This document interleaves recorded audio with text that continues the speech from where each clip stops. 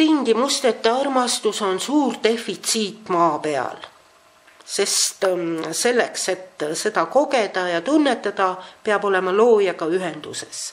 Seda ei saa järgi teha ega õppida. Seda ei saa ka kusagil koolis õppida ja selle pärast on meil ka nii palju probleeme lastega. Sest meie mõtleme, et kui me saame paberi ja oleme mingi tiitliga, siis me oleme kindlasti õpetajad. Kuid ei ole nii. Õpetaja peaks olema kõige esmalt ikkagi ühenduses loojaga, tingimusteta armastus peaks voolama läbi tema.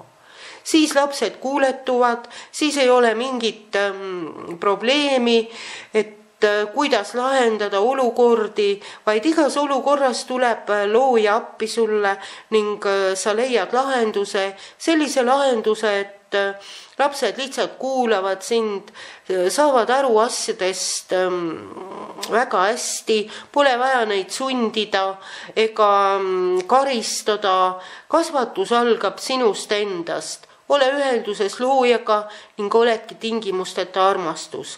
Ei ole vaja sul mingit paberit. Sinu paber on tingimusteta armastus sinus, mis lahendab kõik olukorrad.